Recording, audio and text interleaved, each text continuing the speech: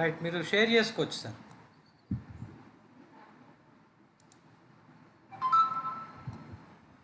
Sir start చేసేసేయండి.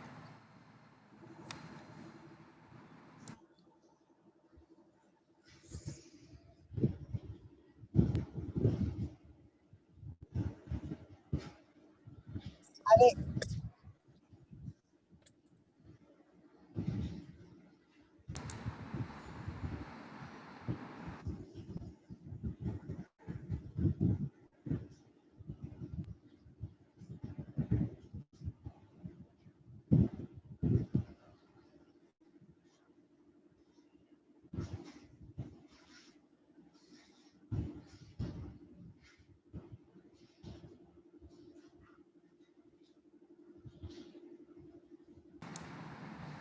Soil sir start చేయండి.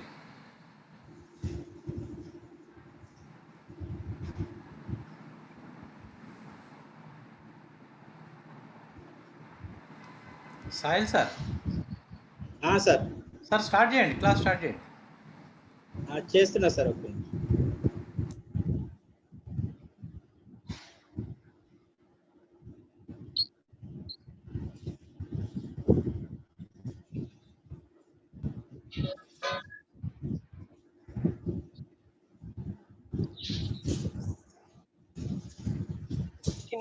Contest ఉంటుంది.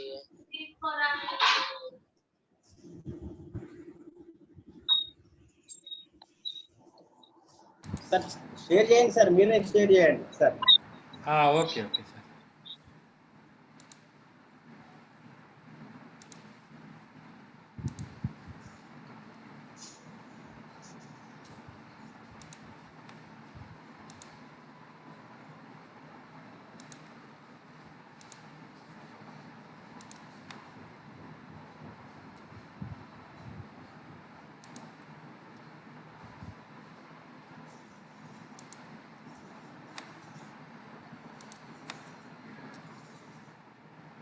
సార్ తెలుగు మీడియం షేర్ చేయనా, ఇంగ్లీష్ మీడియమా? ఇంగ్లీష్ మీడియం చేయండి సార్, ఇంగ్లీష్ మీడియం చేయండి.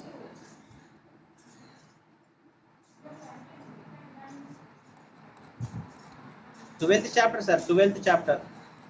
12th చాప్టరా? 163 పేజీ నంబర్.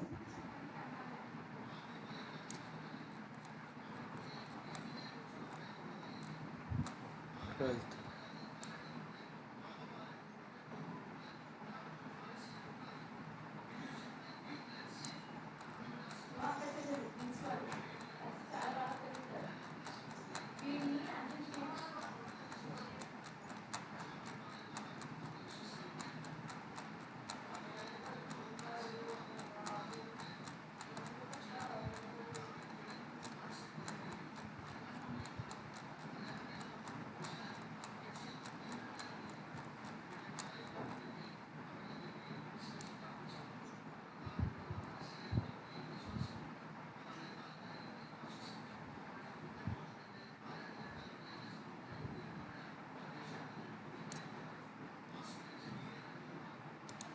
సార్ కొంచెం జూమ్ చేయండి సార్.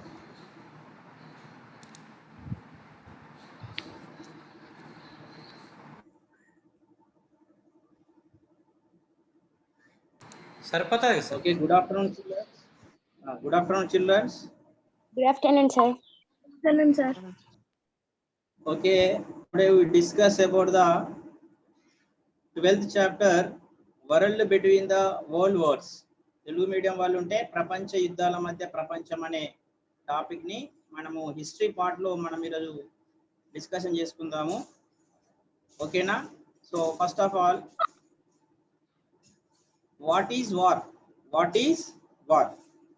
మనం వార్కి వెళ్ళే ముందు చూడండి, first history. Do you know what is history? History అనే వర్డ్ తెలుసా మీకు? హిస్టరీ అనే పదానికి word the study of past events, అంటే గతంలో జరిగిన సంఘటనల గురించి తెలియజేసేదే హిస్టరీ అంటారు. ఓకేనా? Next, the history word derived from Greek word. ఇది ఏ పదం నుంచి వచ్చింది? గ్రీక్ అనే పదం నుంచి వచ్చింది. History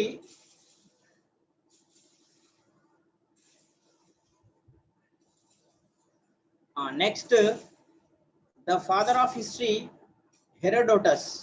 Father of history, Herodotus. So let us discuss about our chapter, War between the World Wars. Here see the introduction. In this chapter, we shall take about the history of the world in the first half of the 20th century. Do you know what is 20th century? 20th century between the 1900 to 2000. So ఈ మొదటి 100 సంవత్సర కాలాన్ని ఏమంటారంటే 20th century అంటారు. Okay, next the causes and consequences of the world wars and the creation of an institution like United Nations to ensure world peace and development. So here see the 20th century, 20వ శతాబ్దం చూసినట్టయితే మనము Eric Hobsbawm, a historian, called the 20th century the age of extremes. Age of extremes. ఇక్కడ Eric యాబ్స్బామ్ అనే ఒక చరిత్రకారుడు 20వ శతాబ్దాన్ని ఏమని పిలిచాడు అంటే ద ఏజ్ ఆఫ్ ఎక్స్ట్రీమ్స్ అని పిలిచాడు. అంటే దీని తెలుగులో చూసినట్టయితే తీవ్ర సంచలనాలు జరిగాయి. అంటే ఈ మధ్య ఈ 100 years లో చాలా అనేక సంఘటనలు జరిగాయి అన్నమాట. అక్కడ కింద ఆల్రెడీ ఉంది, ఏమేమి జరిగింది ఆల్రెడీ ఉంది అక్కడ. On one hand fascism was growing. Fascism in Italy. Fascism అంటే united. Fascism is one of the united, అంటే ఆ దేశ పౌరులందరూ ఒక జాతిగా ఉండడం అనేది అన్నమాట. ఇటలీ దేశంలో ఉంది అది fascism, one of the monarchism, because of ideas of unquestioned power and hearted other people. ఫ్యాసిజంలో ఏముంటదంటే ఆ దేశ అధికారానికి ఎవరు కూడా క్వశ్చన్ చేయకూడదు. సో అది one of the thing fascism. Next, on the other hand the need of democracy was also growing. ఇంకో పక్షంలో ఏం జరిగింది అంటే డెమోక్రసీ కావాలని కోరుకున్నారు. అంటే ఒక వ్యక్తి చేతిలో కాకుండా ప్రజలకు అధికారం ఉండాలని కోరుకున్నారు. Next, the average life expectancy rate was growing. ఈ 20th centuryలో ఈ 100 సంవత్సరాలు ఏం జరిగిందంటే ప్రజల యొక్క లైఫ్ ఎక్స్పెక్టెన్సీ, జీవన ప్రమాణము, అంటే ఒక 60 సంవత్సరాలు బతికే వ్యక్తి ఇంకొక 5 సంవత్సరాలు ఎక్కువ బతకడం మొదలు పెట్టాడు. ఎందుకోసం అంటే ఆ గుడ్ మెడికల్ ఫెసిలిటీస్ అన్నమాట. అంటే మంచి వైద్య సదుపాయాలు పెరిగాయి అన్నమాట. Higher because new discoveries in the field of medicine already అక్కడ ఇచ్చారు. Next, literacy levels also became high. That is more people had access to better education. ఈ 100 సంవత్సరాల్లో మనకు మంచి ఎడ్యుకేషన్ అనేది లభించింది. ఎడ్యుకేషన్ లభించడం వల్ల మెడిసిన్ అనేది ఎక్కువ పొందడం జరిగింది. So these are the more cause, these are the one of the age of extremes called the Eric Hobsbawm. అంటే ఎరిక్ హబ్స్బామ్ ఈ సంచలనం జరగడానికి కారణం ఇవన్నీ అన్నమాట.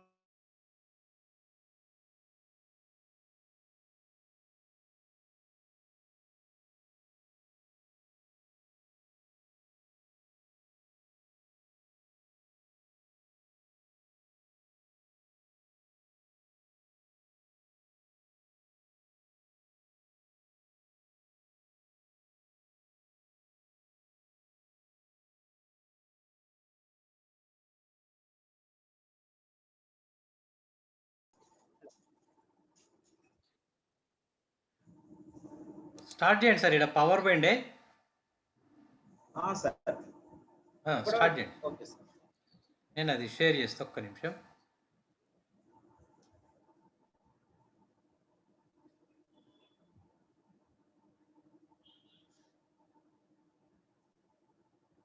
స్క్రీన్ కనబడుతుందా సార్? ఇది తీసేయండి సార్, అవి అవసరం లేదు. నెక్స్ట్ ఈ పేజ్ తీసేయండి సార్. ఈ పేజ్ నెక్స్ట్ పేజా? నెక్స్ట్ కాజెస్ ఆఫ్ ఇది ఉందండి sir. Causes for the world wars ఉందండి sir.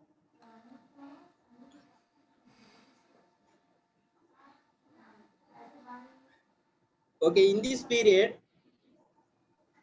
the wars took place. Do you know what is war?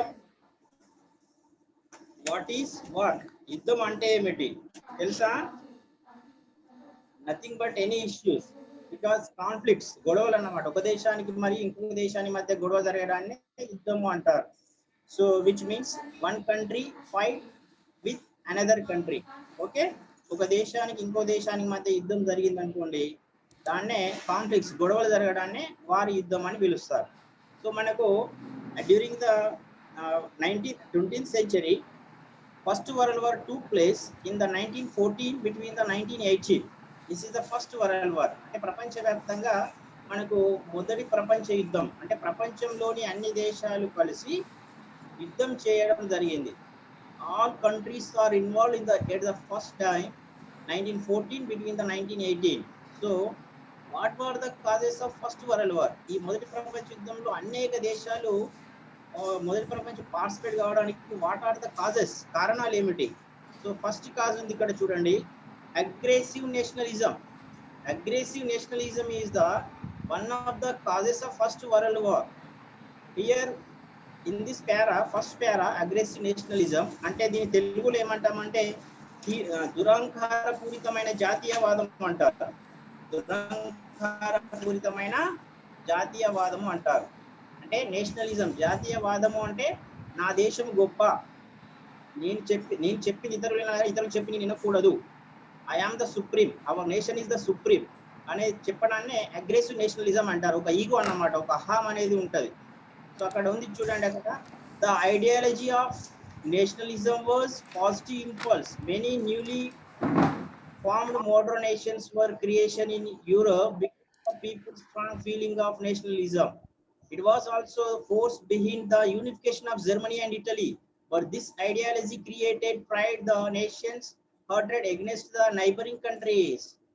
అంటే యూరప్ కంట్రీస్ లో జర్మనీ, ఇటలీ అనే కొత్త దేశాలు యూనిఫికేషన్ అయిన తర్వాత మా దేశం చాలా గొప్పదని వాళ్ళు ఫీల్ అయ్యారన్నమాట. అక్కడ కొన్ని ఐడియాలజీ, సిద్ధాంతాలు ఆవిర్భవించినాయి జర్మనీ దేశము అండ్ ఇటలీ దేశంలో. ఇక్కడ సెకండ్ పేరా చూడండి, Italian fascism and national socialism of Germany, Nazis were the other forms of aggressive nationalism in destructive mode from 1923. Fascists promoted aggressive nationalism and the image of victorious Germany ruling over the world. They also mobilized the Germans against the other nations of Europe. ఇక్కడ ఏంటంటే Italy దేశంలో Mussolini అనే వ్యక్తి ఒక నియంత అన్నమాట. ఈ was the dictatorship in Italy. Fascism అంటే ఆ దేశంలో వాళ్ళందరినీ ఫ్యాసిస్ట్, ఒక యునైటెడ్ గా ఉంచాలని ఆయన తత్వం. ఆ దేశం తరఫున ఆయన ఏం చేశాడంటే నేను ఇతరులు చెప్పింది ఎందుకు వినాలనే తత్వం అన్నమాట. ఫ్యాసిజం అంటే ఒక రకమైనటువంటి డిక్టేటర్షిప్, ఒక రకమైనటువంటి మోనార్కిజం. ఓకే, నెక్స్ట్ జర్మనీ దేశంలో అడాల్ఫ్ హిట్లర్ ఉంటాడు. ఈ అడాల్ఫ్ హిట్లర్ ఏంటంటే నాజిజం అనే ఐడియాలజీ ఇచ్చేసాడు అన్నమాట. ఈ రెండు దేశాలు, యూరోప్ లో ఉన్నటువంటి ఇటలీ దేశం కానీ జర్మనీ దేశం కానీ, ఈ రెండు దేశస్తులు ఏం చేశారంటే ప్రపంచంలో ఎవరు చెప్పింది వినలేరు వాళ్ళు. మా సిద్ధాంతమే గొప్ప, మేము చెప్పిందే ఇది, మా నేషనలిజం, మా జాతే గొప్ప, మేమే ప్రపంచాన్ని శాసించాలనే ఒక తత్వం అన్నమాట. అంటే వాళ్ళకు ఉన్నటువంటి ఆ అహం వల్ల వాళ్ళు ఇతరులపైకి యుద్ధం చేయడానికి మొదలు పెట్టడం జరిగింది. This is the one of the cause of first world war. And second one, let us go to second headline, imperialism. Imperialism, do you know imperialism? దీని తెలుగులో సామ్రాజ్యవాదము అంటారు. ఇంపీరియలిజం మీన్స్ సామ్రాజ్యవాదం. అంటే ఒక దేశము తన యొక్క మార్కెట్ల కోసం ఇతర బలహీన దేశాలని తన గుప్పెట్లో ఉంచుకోవాలనే తత్వము, దాన్ని సామ్రాజ్యవాదం అంటారు. ఎగ్జాంపుల్ మీకు తెలుగులో చెప్తున్నా చూడండి. ఇంగ్లాండ్ అనే దేశము వాళ్ళ దేశ మార్కెట్ కోసము భారతదేశం లాంటి అప్పట్లో ఉన్నటువంటి బలహీనత ఆసరా చేసుకుని భారతదేశాన్ని తన గుప్పెట్లో ఉంచుకుంది. అంటే భారతదేశాన్ని ఆక్రమించుకుంది. అంటే ఒక ధనవంతమైన దేశము, ఒక ఎక్కువ ధనవంతమైనటువంటి దేశము ఒక బలహీనమైనటువంటి దేశాన్ని తన గుప్పెట్లో ఉంచుకొని అక్కడ మార్కెట్ స్ప్రెడ్ చేయడం అన్నమాట. దాన్ని ఇంపీరియలిజం అంటారు. ఇక్కడ ఉంది చూడండి, with the growth of industrial capitalism, European countries like Britain, Germany and US means United States of America, needed to access raw materials and markets for their products. అలా దేశంలో ఉన్నటువంటి అలా దేశంలో ఈ ఇండస్ట్రియల్ క్యాపిటలిజం వల్ల పరిశ్రమలు పెరిగిపోయినాయి. ఆ పరిశ్రమ కావాల్సినటువంటి రా మెటీరియల్స్ అంటే ముడి పదార్థాలు. రా మెటీరియల్స్ మీన్స్ ముడి పదార్థాలు అంటే ఒక టెక్స్టైల్, ఒక షర్ట్ తయారు చేయాలా, షర్ట్కి ముడి పదార్థం ఏంది? కాటన్. కాటన్ ఎక్కడ పండుతుంది? ఇండియాలో పండుతుంది. సో ఇండియాను గ్రిప్లో పెట్టుకోవడం. సో ఇటువంటి రా మెటీరియల్స్ కోసం వాళ్ళ ప్రొడక్ట్స్ అమ్ముకోవడం కోసం, వాళ్ళకి కావాల్సిన రా మెటీరియల్ తీసుకోవడం కోసం they wanted to invest they growing capital in the colonies. చిన్న చిన్న ఈ వలస దేశాల పైన ఇన్వెస్ట్ చేయాలని చూసినవి. Thus, by the end of the 19th century, there was a race for colonies between the European powers. The newly emerged industrial powers like Germany and Italy wanted to redivide the colonies, but the old industrial powers were not ready for this. This created a lot of tension, often leading to wars. ఈ విధంగా ఎందుకు imperialism start అయింది అంటే, ఒకప్పుడు Britain, Germany, US దేశాలు రా materials కోసం ఇతర దేశాల నుంచి తీసుకోవడానికి కోసం వాళ్ళు ఇన్వెస్ట్ చేయాలని చూసినవి. కానీ ఎప్పుడైతే జర్మనీ దేశము, ఇటలీ దేశము అవి కూడా బలవంతమైన దేశమైన వాళ్ళు ఏం చేశారంటే ఈ కాలనీస్, వలస అంటే ఏంది? భారతదేశం బ్రిటన్ దేశానికి ఒక కాలనీ అన్నమాట, వలస రాజ్యంగా ఉండేది. సో వాటిని మళ్ళీ మీరు రీడివైడ్ చేయండి, ఇప్పుడు ఉన్న దేశాలన్నీ మీ చేతిలోనే ఉంటే మాకు కూడా ఉండాలి కదా అని వాళ్ళు జర్మనీ, ఇటలీ మార్కెట్ కోసం ఒత్తిడి చేయడం మొదలు పెట్టారన్నమాట. సో ఆ యూరోపియన్ కంట్రీస్ మధ్య జరిగిన ఆ గొడవనే, ఓకేనా, అంటే between the European countries they fight between each other, it is called the imperialism. దీన్ని ఏమంటారంటే సామ్రాజ్యవాదం అని పిలుస్తారు, ఇంపీరియలిజం అని పిలుస్తారు.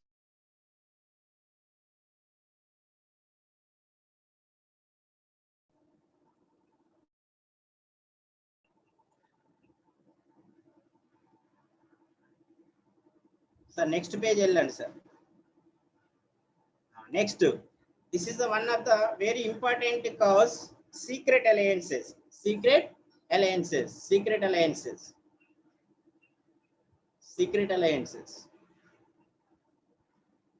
ఇంకొంచెం సార్. Okay sir.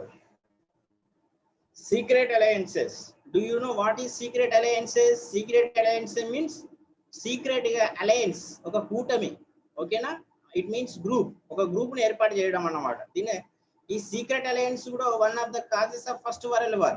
ఇక్కడ ఉంది చూడండి, after defeating France in 1870, defeat అంటే ఓడించడం తర్వాత, Bismarck a German chancellor who led unification of Germany, అంటే జర్మనీ దేశాన్ని ఐక్య జర్మనీ చేయడానికి కారకుడు ఎవరు అంటే బిస్మార్క్ అన్నమాట, ఐరన్ మ్యాన్ ఆఫ్ జర్మనీ అంటారు అతను. Next, the German chancellor wanted to isolate France, అంటే యూరోప్ లో ఉన్నటువంటి ఈ ఫ్రాన్స్ దేశాన్ని ఐసోలేట్ చేయాలనుకున్నాడు, ఒంటరి చేయాలనుకున్నాడు. But he made a secret alliance with Austria in 1879, Italy and Austria 1882. Hence it was called Triple Alliance. అంటే ఈ యొక్క జర్మనీ దేశానికి చెందినటువంటి బిస్మార్క్ ఆస్ట్రియా దేశంతో మరి ఇటలీ దేశంతో ముగ్గురుతోటి ఒక గ్రూప్ ఫామ్ చేశాడన్నమాట, ఓకేనా. Germany made A group with Italy, Austria. This group was known as the Triple Alliance. Triple Alliance means the త్రిరాజ్య సంధిని ఏర్పాటు చేసిన దేశాలు ఏవి అని అంటారు తెలుగులో అయితే, Germany and Italy, Austria. So 1882 వరకు ఈ మూడు ఒక గ్రూప్ గా ఏర్పడ్డవి. సో నెక్స్ట్, వీటికి అగెనిస్ట్ గా France made a mutual alliance with Russia 1891, with Britain 1904 to protect itself. Russia, France, Britain form అయినాయి.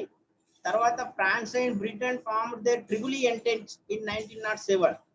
ఎప్పుడైతే 1882లో బిస్మార్క్ జర్మనీ, ఆస్ట్రియా, ఇటలీ మూడు దేశాలతో he made a group of 3 countries. It is known as the Triple Alliance. త్రిరాజ్య సంధి అంటారు. ఈ త్రిరాజ్య సంధికి opposite గా France, Russia, Britain 1907 లో వీళ్ళొక గ్రూప్ ఏర్పాటు చేశారు. దాన్ని ఏమంటారంటే ట్రిపుల్ ఎంటెంట్ అంటారు, ట్రిపుల్ ఎంటెంట్. ఈ లిస్ట్ డివైడ్ చేసుకోవాలి ఇప్పుడు నేను చెప్పినట్టు, ఓకేనా. నెక్స్ట్ ఇక్కడ సరిపోతుంది సార్. నెక్స్ట్ వెళ్ళండి sir. Next militarism. Next militarism అంటే తెలుగులో దీన్ని సైనికవాదము అంటారు. సో మిలిటరిజం మీన్స్ సైనికవాదము అంటే ప్రపంచ దేశాల మధ్య ఒక అభద్రత భావన ఉంది. అంటే పక్కన ఉన్న దేశం నా పైన ఎప్పుడు దాడి చేస్తుందో అనే ఒక అభద్రతా భావం ఉన్నప్పుడు ఆ దేశాలు ఏం చేసినట్టే తమ దేశంలో ఉన్నటువంటి సైన్యాన్ని పెంచాలని చూసాయన్నమాట. అందుకోసం ఇక్కడ ఉంది చూడండి, militarism is the belief that military powers is the best way to ensure security and to solve problem. వాళ్ళు సెక్యూరిటీ కోసము వాళ్ళ సమస్యలు ప్రాబ్లం కోసం వాళ్ళు మిలిటరీజాన్ని ఎంకరేజ్ చేశారు. Militarism means to increase the military force. So అందుకోసం ఇక్కడ the military expenditure of the 6 powerful countries, Germany, Russia, Austria, Italy, France, Britain, ఈ 6 దేశాలు ప్రపంచవ్యాప్తంగా చూస్తే increase by over 3 times. That is from dollars, pounds, అది pound symbol అన్నమాట, pounds 132 million to 397 million during the years from 1880 to 1914. ఇక్కడ మీకు ఇక్కడ table చూడండి, బార్ గ్రాఫ్ చూడండి సార్, బార్ గ్రాఫ్ ఒక్కసారి బార్ గ్రాఫ్ చూడండి. బార్ గ్రాఫ్ చాలా సార్లు వస్తుంది మీకు మ్యాప్ రీడింగ్ లో వస్తుంది. బార్ గ్రాఫ్, సీదా బార్ గ్రాఫ్ టైటిల్ పైన టైటిల్ కనబడండి sir.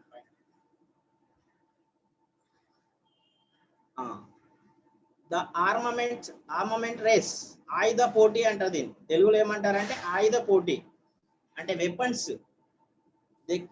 They made own weapons అన్నమాట. ఏ దేశాలు ఆ దేశ వెపన్స్, ఆయుధాలు తయారు చేసుకోవడం మొదలు పెట్టినవి. ఎలా అంటే చూడండి, ఇక్కడ ఎక్స్ యాక్సిస్ పైన ఉంది, వై యాక్సిస్ అంటే ఎక్స్ అక్షము, వై అక్షం పైన మనకు ఇయర్స్ ఉన్నాయి చూడండి. 1880, 1890, 1900, 1910, 1914. అక్కడ వై యాక్సిస్ పైన ఎన్ని మిలియన్స్ ఖర్చు పెట్టారో ఉంది చూడండి. 50, 100, 150, 250, 300, 350 ఇన్ మిలియన్ పాండ్స్. అంటే వాళ్ళు యూరోప్ లో అప్పట్లో ఉన్నటువంటి ఆ పాండ్స్ వాళ్ళ కరెన్సీ ప్రకారం వాళ్ళు ఖర్చు పెట్టారు. చూడండి 1880లో ఈ 6 దేశాలు 132 million pounds ఖర్చు పెడితే అదే ఖర్చు ఇంక్రీజ్ అవుతూ పోయింది, పైకి వెళ్తూ పోయింది. ఎలా అక్కడ ఆ పైకి చూసినట్టయితే 1914లో చూడండి 397 million pounds ఇంక్రీజ్ అయింది. అంటే వాళ్ళ దేశం యొక్క ఎక్స్పెండిచర్ ఏమైపోయింది, ఇంక్రీజ్ అయింది అన్నమాట, 3 times ఇంక్రీజ్ అయింది. ఓకేనా? So this is the one of the militarism is one of the cause of first world war. ఈ మ్యాప్ రీడింగ్ చాలా కంపల్సరీ వస్తుంది ఇది. ఓకేనా? Observe the above map and following question. Okay, right the following questions అని ఇస్తారు. In 1818 how many pounds are expenditure during the 1880 under 132?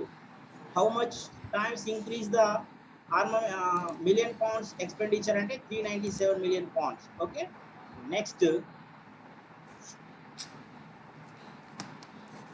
అరే వేణు తలకాయగా తిరుగుతుంది అరే నీకు. వేణు ప్రసాద్ వీడు అంత స్క్రీన్ మీద గీతలు గీస్తున్నాడు, పిచ్చి నా కొడుకు. వేణు ప్రసాద్ రే తలకాయగా తిరుగుతుందారా idiot fellow. Venu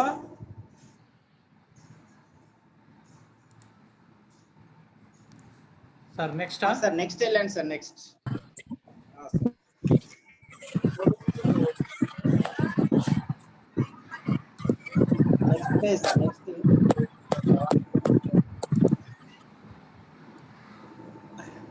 immediate cause వెళ్ళండి sir. immediate cause. Next, Balkan politics was the one of the cause, but it is not important. Okay, next, more important of the first world war, immediate cause. అంటే మొదటి ప్రపంచ యుద్ధము జరగడానికి ఇవన్నీ కారణాలు. ఆ కారణాలు ఒకటైతే తక్షణంగా మొదటి ప్రపంచ యుద్ధం ఎందుకు జరిగింది, why was the took place first world war, what is the provocation of first world war. Provocation అంటే కారణం, లేదా ఇమీడియట్ కాజ్ ఏంది, ఇది వెరీ వెరీ ఇంపార్టెంట్ అన్నమాట. ఇది 1 మార్క్ 2 మార్క్ క్వశ్చన్ చాలా సందర్భంలో వస్తుంది. మొదటి ప్రపంచ యుద్ధం జరగడానికి ప్రధాన కారణం ఏంటి, what was the immediate cause of first world war. This is very very important. Okay, so see the first para. On June 28, 1914, a Bosnian Serb assassinated the crown prince Archduke Franz Ferdinand of Austria-Hungary. ఒకప్పుడు Austria Hungary అనేవారు. Austria అనే దేశాన్ని Austria Hungary కలిపి అనేవారు. ఆస్ట్రియాను పాలించే రాజు పేరు ఏం పేరు అంటే ఆర్చిడ్యూక్ ఫ్రాంజ్ ఫెర్డినాండ్, అంటే సింపుల్ ఫెర్డినాండ్ అనే రాజు. ఒక బోస్నియన్ సెర్బ్ అసాసినేటెడ్ అంటే హత్య చేయబడ్డాడు అన్నమాట. ఎవరు, Austria Raju, Austria prince assassinated by the Bosnian. ఒక ఆస్ట్రియా పక్కన చిన్నగా బోస్నియా అనే దేశం ఉంటది. ఆస్ట్రియా కింద సెర్బియా కింద బోస్నియా ఉంటది. ఈ సెర్బియాను ఆస్ట్రియాను ఎవరు పరిపాలించేవారంటే సెర్బియా బోస్నియాను పరిపాలించేది ఆస్ట్రియా. ఆస్ట్రియాను వ్యతిరేకించేవారు. Next, Austria asked Serbia for the explanation on this. Austria declared war on Serbia after the unsatisfactory reply of Serbia on 28 July 1914. This was the immediate cause of the First World War. చూడండి, ఇక్కడ మొదటి ప్రపంచ యుద్ధానికి first main cause ఏంటంటే 1914 June 28న Austria రాజును ఒక SERP అనే వ్యక్తి, సెర్బియా దేశాన్ని వ్యక్తి హత్య చేశాడు. అప్పుడు ఆస్ట్రియా అడుగుతుంది అన్నమాట. ఎవరిని అడుగుతుంది? సెర్బియా దేశాన్ని అడుగుతుంది. మీ దేశం యొక్క వ్యక్తి ఆస్ట్రియా రాజును హత్య చేశాడు కాబట్టి మీరు సమాధానం చెప్పాలి. సమాధానం చెప్పనిచో మేము మీ పైన యుద్ధం చేస్తాము అని వాళ్ళు అడగడం జరుగుతుంది అన్నమాట. అందుకోసమే సెర్బియా సమాధానం చెప్పది. అందుకోసమే ఆస్ట్రియా వర్సెస్ సెర్బియా, ఇక్కడ ఎవరి మధ్య యుద్ధం స్టార్ట్ అయినట్టు? Austria versus Serbia. This is the main immediate cause of first world war. మిత్రుని యొక్క మిత్రుని శత్రువులు అంటారు కదా. So this was the immediate cause of first world war. As Serbia was on the side of Britain. సెర్బియాకు friends అయ్యారు. ఇక్కడ Austria Serbia పైన దాడి చేసినప్పుడు సెర్బియా మిత్రులు ఉంటారు కదా, సెర్బియా సపోర్ట్ గా బ్రిటన్ వచ్చిందంట. France and Russia they came to support it. సెర్బియాకు సపోర్ట్ ఎవరు వచ్చారు? Britain, France, Russia. ఇవి ఒక గ్రూప్ అన్నమాట. Next, Germany and its group also decided to jump into the war in support of Austria. ఆస్ట్రియాకి ఎవరు వచ్చారు? జర్మనీ వాళ్ళు వచ్చారు అన్నమాట. This was called the first world war. అంటే ఫస్ట్ వరల్డ్ వార్ అనేది రెండు గ్రూపుల మధ్య జరిగింది. ఒకటి Serbia friend Britain, France, Russia, వీళ్ళొక గ్రూప్. సెర్బియా పైన దాడి చేసిన దేశం ఆస్ట్రియా. ఆస్ట్రియాకి సపోర్ట్ ఎవరు వచ్చారంటే జర్మనీ వచ్చింది. జర్మనీ దాని యొక్క మిత్ర దేశాలు వచ్చినాయి అన్నమాట. ఇక్కడ కూడా రెండు గ్రూపులకు వేరే వేరే పేర్లు ఉన్నాయి చూడండి. Second para important. The countries which were participated on behalf of Austria were known as central powers. Austria తరపున భాగస్వామ్య పోరాడే కంట్రీ దేశాలను ఏమంటారు అంటే సెంట్రల్ పవర్స్ అంటారు. తెలుగులో కేంద్ర రాజ్యాలు అంటారు. అంటే కేంద్ర రాజ్యాలు ఎవరెవరు ఉన్నారు? Austria and it's Germany. Austria Germany వాళ్ళు ఒక గ్రూప్ అన్నమాట. వీళ్ళని సెంట్రల్ పవర్స్ అంటారు.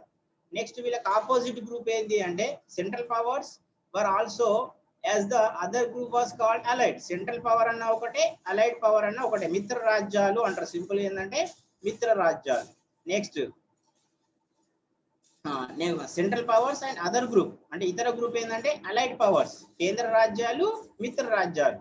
ఇక్కడ సెంట్రల్ పవర్స్ అంటే ఎవరు అంటే ఆస్ట్రియా, జర్మనీ, గుర్తుపెట్టుకోండి. అలైడ్ పవర్స్ మిత్ర రాజ్యాలు అంటే Serbia, Britain, France, Russia. So central powers got upper hand over the allied powers in the beginning of the war. 1914 లో స్టార్ట్ అయిన మొదటి ప్రపంచ యుద్ధంలో మొట్టమొదటిసారిగా ఆస్ట్రియా, జర్మనీ కొద్ది స్టార్టింగ్ లో వాళ్ళ యొక్క పై చేయి ఉండేది. కానీ due to internal revolution Russia the allied powers withdrew from the war by making treaty with Germany 1917.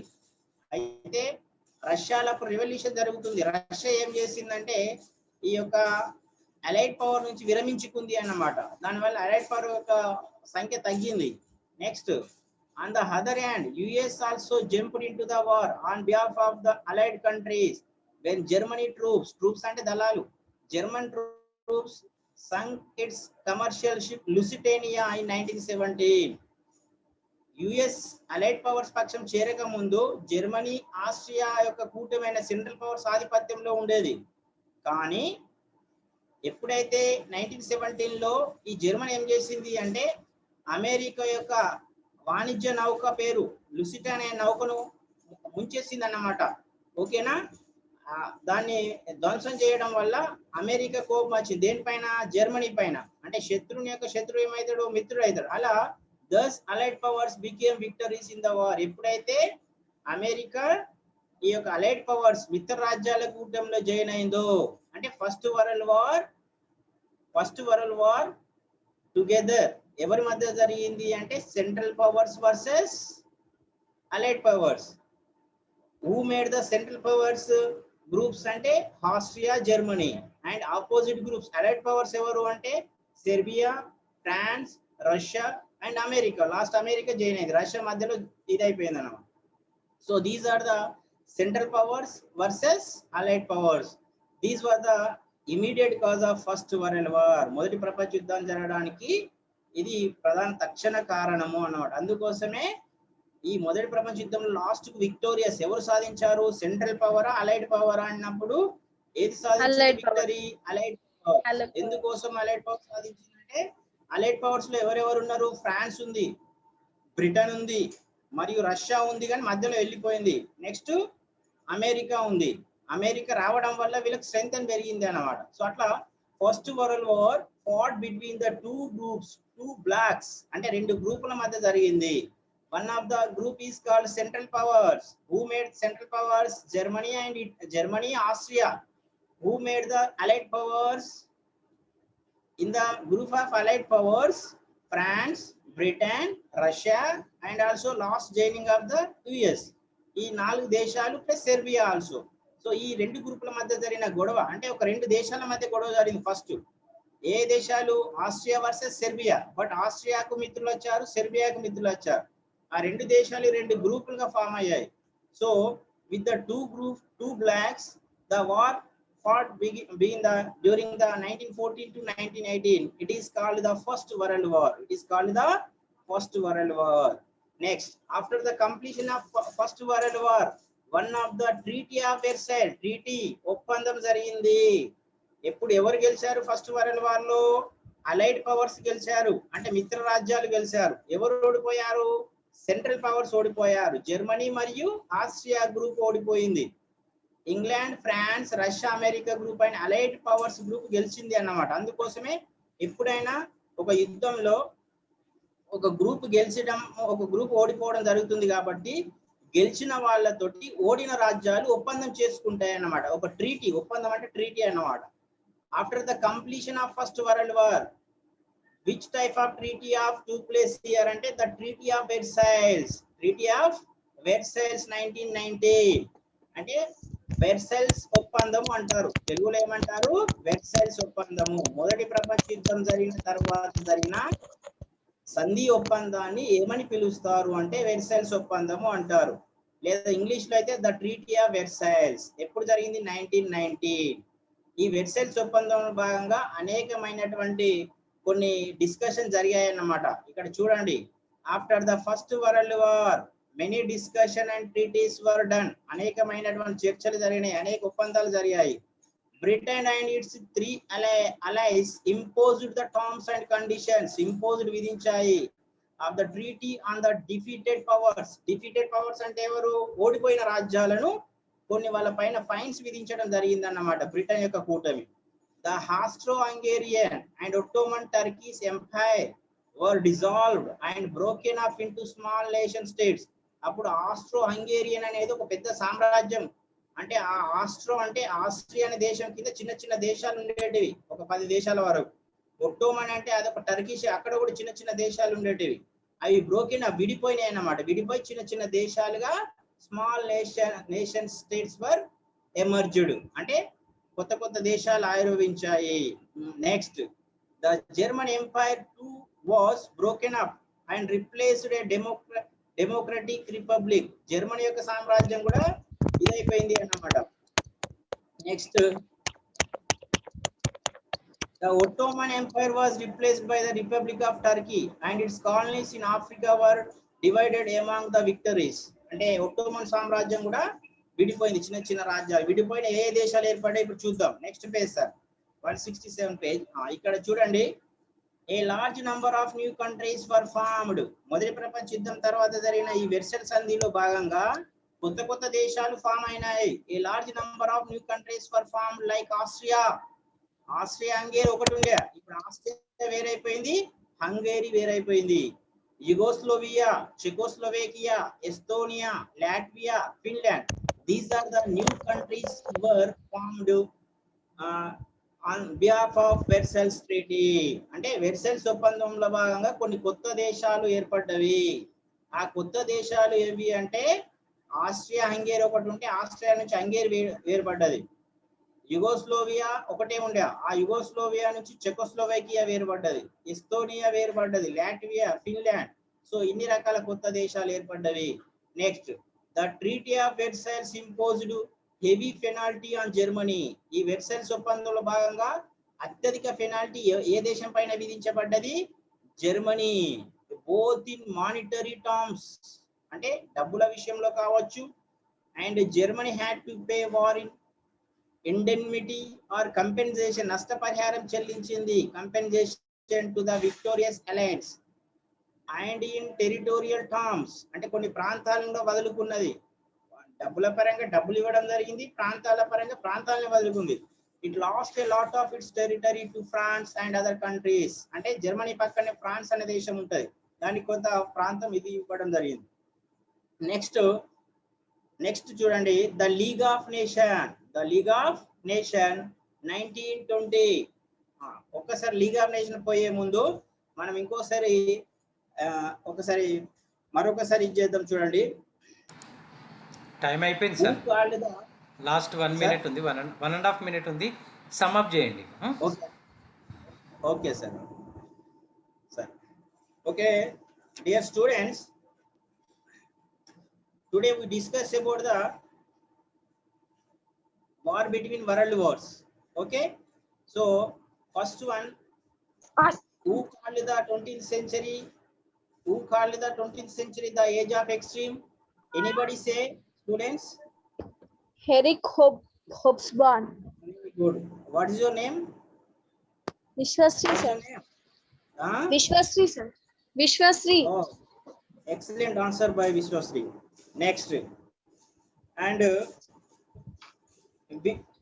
which countries are formed triple alliance? Anybody say?